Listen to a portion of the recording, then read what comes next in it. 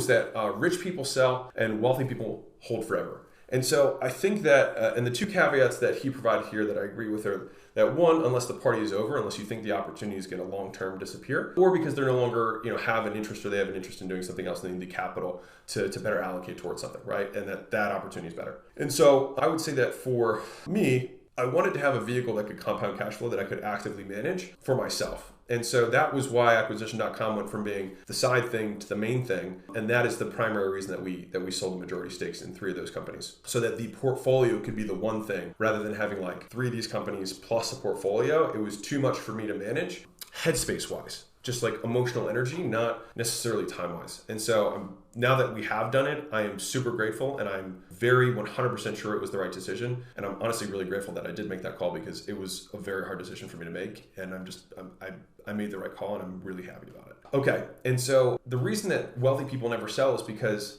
when you have an extended time horizon, like all assets go up in value unless they crash, in which case they become unsellable. But like for most of the things that you're hopefully doing, it's like if you have a plan that you base on assumptions that are reasonable, they will continue to grow and compound faster and compound tax-free, etc. And what he was saying was that he's like, every single building that I've sold, I regret selling because I would have made more if I just kept it. That's when I kind of had a different understanding of debt and refinancing and things like that I've covered in other videos, that like you can have liquidity based on the assets you have without actually having a sale event.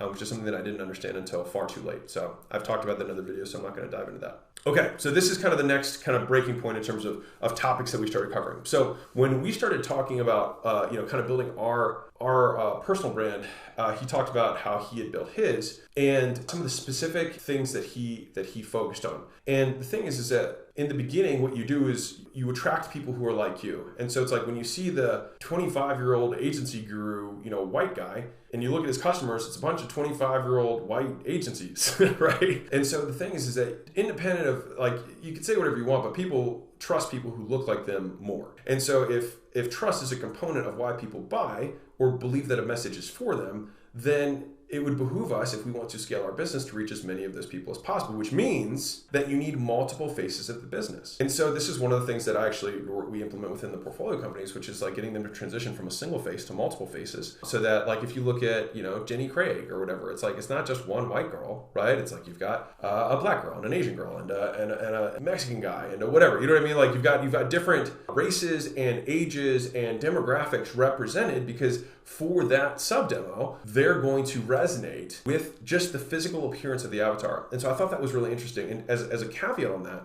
he also themed, he's like, you remember I had like a different thing every day. So it's like, we've got young hustlers, and that's for young people. He's like, we had the marriage thing, that was for married people. We had Elena does the girls thing. And so like each of these is very strategically put in place to cover and hit a different demographic, which I thought was really obvious in retrospect, but just a really good reminder. You know what I mean? And I've said this before, but we need to be reminded more than we need to be taught. And so that it just like brought it back to top of mind for me.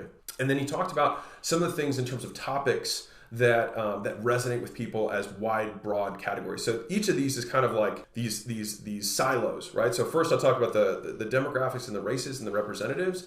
Then you've got like the interests, right? Of like the topical interests. And then you have, what are the kind of general categories? So it's like people are interested in themselves. He's like, they're interested in their families. They're interested in their subgroup. He's like, they're interested in mankind. They're interested in animals, which is why all these memes and TikTok, all animals, right?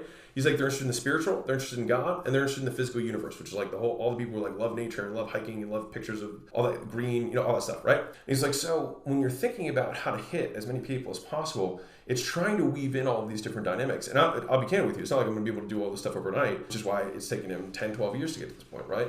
But to me, it was actually just very interesting. It was a great piece that I've now, a great lens through which to see the stuff that we're putting out, because he's like, dude, you've got the beard and the flannel and the hat. He's like, you're just going to attract a bunch of people who look like you. And if you look at the demographics of this channel, it's like 96% dudes that are like 25 to 45, right? And so that's me. And so not to say that anything that we say here doesn't affect like woman-owned businesses or businesses of guys who are 60 plus. It's just that they're not going to necessarily see me and think, oh, this content and this message is for me. So I thought that was really eye-opening. And in terms of how he sees scaling, that's how he sees hitting wider and wider demographics. So I figured I would share that with you. Now, the next piece to this, because after he shared all this stuff, I was like, all right, well then, what's your framework? What's the plan for how you execute on all this stuff? And he just laughed. Dude, he's like, there's no plan. He was like, anybody who tries to tell you there's some framework or something, he's like, they're just trying to sell you shit. He's like, just 10x, bro. And he said it kind of jokingly, but he meant it. He was like, we just do everything and we just increase the output. He's like, and then he pulled up, my Instagram, and he pulled up his. He's like, look, bro. He's like, you've got 1 post. He's like, I got 6 today. He's like, look at your Twitter. He's like, you got 2. He's like, I got 10. He's like, look at LinkedIn. And so he's just taken massive action on every single channel and post. And here's something interesting, because I was like, won't people get sick of like all that stuff? And this is a belief, right? And some of you may think that, whatever. But I'll share with you what he shared with me, which I thought, again, like I said, with the whole known thing at the very beginning, is a really interesting paradigm shift. His goal is not to be loved. His goal is to be known. The next things I'm going to share with you are really along that lines that I thought were pretty good. All right. He's like, so first off, my goal is for people to acknowledge my existence. He's like, we found from our last event that 40% of sales came of the highest level, he said, came from people who had unsubscribed from my email list. Most people get so upset about people unsubscribing for their email list. He's like, to me, he's like, I see that as they're like, oh, I know who you are. I acknowledge you. You exist. I remember you. And so for him, he's like, dude, he's like, we shoot to unsubscribe. He's like, we want to pound people so that they know who we are. He's like, because we think we're over communicating. He's like, but we're not actually battling against competition. He's like, our only competition is obscurity. I was like, huh. Interesting. It's just like, it was just a very interesting dynamic. And he said, so the biggest competitor that you have is whatever is trending right now. And so a lot of people talk about like trend hopping and things like that, but he took it from a different perspective, which I thought was useful, which was the trend he sees as the competitor who's eating the eyeballs and the ears of the people that he wants to reach. And he's like, they're hearing all of this stuff about these trends and whatever the macro thing and the hot, whatever news is. He's like, so that's why I make videos to attack that thing, that competitor, which is whatever the hot news is. So he sees it as attacking that trend. It's a different way of seeing kind of hopping on trends and whatnot. And so then finally, in terms of a thought process around this, he's like, listen, 10x, assume no one will see it so that you don't judge yourself on it. And remember that the goal is to be known rather than to be loved. And he achieves polarity through authenticity. And that was one of the sound bites that I took for myself, was polarity. I don't know if he said that or this was just from my notes, but polarity through authenticity, which is like, if you are just 100% you're just going to have people who hate you. And think about this. This is just from Alex, but